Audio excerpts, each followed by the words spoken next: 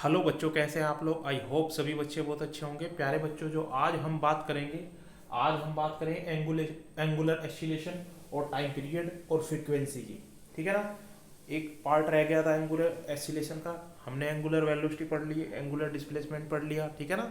और इसके बाद जो नंबर आता है वो आता है एंगुलर एक्सीलेशन का। ठीक बच्चों, जैसे कि एक्सीलेशन हमारे पास लीनियर मोशन में होता है, उसी तरह से रोटेशनल मोशन में भी एक एक्सीलेशन होगा, जिसको हम क्या बोलते हैं, एंगुलर एक्सीलेशन बोलते हैं। उसको डिनोटेड करते हैं हम अल्फा से। ठीक है ना। और इसकी डेफिनेशन क्या हो जाएगी, rate of change of angular velocity with respect to time. ठीक। और इससे सभी लोग परिचित हैं बहुत अच्छी तरह से। ठीक है। एक इस तरह से भी डेफिनेशन हो सकती है। अगर सिर्फ इतने को देखें तो ये क्या है, एवरेज एंगुलर एक्सीलेशन। और अगर इसको देखें तो ये क्या है, इंस्टेंटेनियस एंगुलर एक्सीलेशन। क्लियर है। इसके बाद प्यारे बच्चों, फॉर यूनिफॉर्म सर्कुलर मोशन के लिए जो अल्फा या एंगुलर एक्सीलेशन होता है उसकी वैल्यू 0 होती है। और for non uniform circular motion के लिए जो एंगुलर एक्सीलेशन होता है उसकी वैल्यू 0 नहीं होती, वो वेरिएबल होता है। सेम ऐसे ही हमने पढ़ा था लीनियर मोशन में, अगर तुम्हें याद हो, जो ए है वो 0 होता है सिर्फ कांस्टेंट वेलोसिटी के लिए। ठीक है ना। और जब ए 0 नहीं होता है तो वेलोसिटी जो होती है वो लगातार बढ़ती चली जाती है, मतलब वेरिएबल होती है उस समय। अब प्यारे बच्चों, अगर हम यूनिट देखें इसकी, तो यूनिट होती है इसकी रेडियन पर सेकंड स्क्वायर। जैसे कि हमने पढ़ा है, इसकी यूनिट क्या है, रेडियन पर सेकंड। और यहाँ रेडियन पर सेकंड अपॉन सेकंड और है, तो क्या हो जाएगी, रेडियन पर सेकंड स्क्वायर। यहाँ अगर हम इसके डायमेंशन की बात करें तो डायमेंशन इसकी m0 l0 t की पावर या t-2 होती है प्यारे बच्चों। इट इज एक्सियल वेक्टर होता है, मतलब इसकी डायरेक्शन भी राइट हैंड कर्ल रूल से निकालेंगे। और जो रिलेशन होता है लीनियर एक्सीलेशन और एंगुलर एक्सीलेशन में, वो a अल्फा क्रॉस r होता है, जहाँ r क्या है, रेडियल कंपोनेंट है। ठीक है। जहाँ a क्या है, a है हमारे पास में लीनियर एक्सीलेशन, अल्फा है एंगुलर एक्सीलेशन और r है रेडियल कंपोनेंट। इसके बाद प्यारे बच्चों, अगर हम ध्यान से देखें तो हमें पढ़ना है टाइम पीरियड, जिसको हम डिनोट कर रहे हैं कैपिटल टी से। ठीक है। तो टाइम टेकन टू, अच्छा टाइम पीरियड क्या है, अगर मान लीजिए हम एक सर्कुलर मोशन करते हैं तो एक सर्कुलर मोशन करने में जितना कंप्लीटेड टाइम लगेगा उसको हम बोलते हैं टाइम पीरियड। ठीक। Time taken to complete one circle या one revolution is known as time period. ठीक। अब इसकी यूनिट क्या होती है प्यारे बच्चों, सेकंड। टाइम पीरियड है, टाइम है एक, तो इसकी यूनिट क्या हो जाएगी, सेकंड हो जाएगी। अब प्यारे बच्चों, अगर फ्रीक्वेंसी की बात करें, फ्रीक्वेंसी होती है number of revolution in 1 second. एक सेकंड में देखो, कोई सर्कुलर मोशन ऐसे हो रहा है, एक सेकंड में वो कितनी बार घूम गया, एक सेकंड। यहाँ तो बना पाना कम होता है, मतलब फ्रीक्वेंसी कितनी भी ज़्यादा हो सकती है।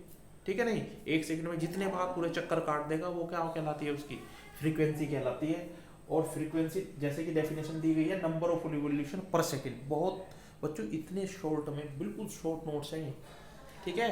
इतने शॉर्ट नोट्स हैं कि बच्चे चाहें तो बड़े अच्छे से अपनी तैयारी कर सकते हैं इस तरह से लिख करके। जो चैप्टर को लिखने का तरीका होता है, एक्चुअली बच्चों फिजिक्स बहुत वाइल्ड है, हर एक सब्जेक्ट वाइल्ड है अपने में।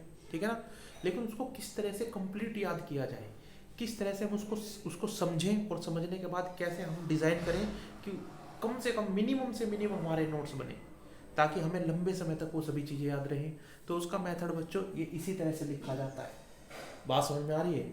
और ये सारी बहुत इंपॉर्टेंट बातें हैं। अगर आप चाहें तो थ्योरी में भी इसको लिख सकते हैं, जितना चाहे लॉन्ग क्वेश्चन इसका बना सकते हैं। ठीक है।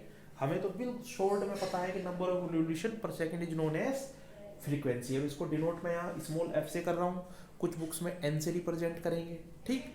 तो आप उसको अपने अकॉर्डिंग देख लेना। इसके बाद प्यारे बच्चों, रिलेटिव एंगुलर वेलोसिटी भी है। कैसे, मान लीजिए कोई बॉडी है, ये घूम रही है, कोई दूसरी बॉडी है वो भी घूम रही है। अगर इस घूमती हुई बॉडी के ऊपर कोई एक पर्सन बैठ जाए और वो यहाँ इसको देखे, तो इसके रेस्पेक्ट में उसे कितनी एंगुलर वेलोसिटी दिखाई देगी, then it is known as relative term. तो ये एक रिलेटिव टर्म है। ठीक। मैं इसको बॉडी ए मान लेता हूँ, इसको बी मान लेता हूँ। ठीक है ना। अगर मैं बी के रेस्पेक्ट में ए की एंगुलर वेलोसिटी देखूँ तो क्या होगी, omega A minus omega B. क्योंकि मैंने इसके पहले वीडियो में जब रिलेटिव मोशन का कंसेप्ट समझाया था, उसमें लिखा था जब भी आप रिलेटिव वेलोसिटी फाइंड करें और जिसके रेस्पेक्ट में फाइंड करें उसको माइनस कर देना, कोई दिक्कत वाली बात नहीं है उसमें। ठीक है ना। क्लियर है। लेकिन वो सिर्फ कब है, जब दोनों का मोशन सेम डायरेक्शन में हो रहा है। अगर अपोजिट में हो रहा हो तब क्या होगा बच्चों, अपोजिट में भी हो सकता है तब अलग होता है, जरूरी नहीं है। परपेंडिकुलर मोशन हो तब क्या होगा, थीटा एंगल बना करके मोशन हो रहा हो तब क्या होगा, वो सभी चीज़ें जो है हमें तो नहीं पढ़नी है यहाँ, लेकिन बहुत ही अच्छे कंसेप्ट होते हैं। इसके बाद प्यारे बच्चों, रिलेटिव एंगुलर वेलोसिटी जो हमारा omega oh omega R of B with respect to A कितनी हो जाएगी, omega R is equal to omega B minus omega A, और यहाँ से हमारे पास टाइम पीरियड निकल जाएगा इसी की फॉर्म में, ठीक है ना।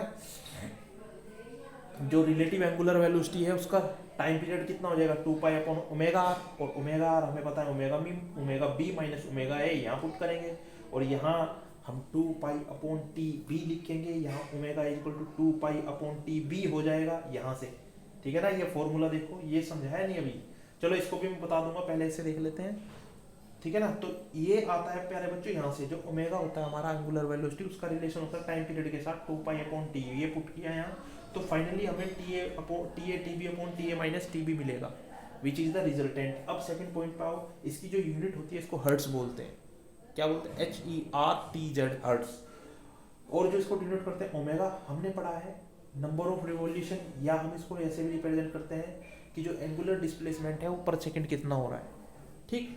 तो omega equal to theta upon T, या वो ये वही तो है number of revolution per second. बच्चों थीटा क्या है, थीटा कोई सर्कुलर मोशन हो रहा है, अगर पूरा घूम गया, देखो यहाँ है कोई ऑब्जेक्ट, वो यहाँ से इतना घूमा 90 डिग्री होगा, जब इतना घूमेगा 180, जब इतना घूमेगा 270, और वापस वहीं आकर कितना हो गया 2 पाई 360, ठीक है नहीं। तो थीटा यही तो रिप्रेजेंट कर रहा है, तो एंगुलर वेलोसिटी कितनी हो जाएगी यहाँ हमारे पास में, ओमेगा अपॉन टी, और ओमेगा अपॉन टी की वैल्यू 2 पाई, थीटा को पूरा घुमा दिया। एक मिनट अभी इसको ऐसे समझो, अभी ये टाइम पीरियड नहीं है, अभी ये कोई भी टाइम टी है, ठीक। जब हम थीटा को 2 पाई तक घुमाएंगे तब ये टी टाइम पीरियड में बदल जाएगा, पूरा चक्कर काटने में जितना टाइम लगता है वही तो टाइम पीरियड होता है, तो ये 2 पाई अपॉन टी में बदल जाएगा। और प्यारे बच्चों 1 अपॉन टी क्या होता है, 1 अपॉन टी होती है फ्रीक्वेंसी, तो 2 पाई एफ ये एक रिलेशन बन जाता है यहाँ, जो इम्पोर्टेंट रिलेशन होता है, ठीक है। तो चलिए प्यारे बच्चों, आप सभी बच्चे इसको कंप्लीट करेंगे, एंगुलर एक्सीलरेशन, टाइम पीरियड और फ्रीक्वेंसी को। देन नेक्स्ट लेक्चर में हम आगे बात करेंगे जो सिलेबस में आपने उसकी। तो चलिए प्यारे बच्चों, आज के लिए इतना ही। जय हिंद प्यारे बच्चों।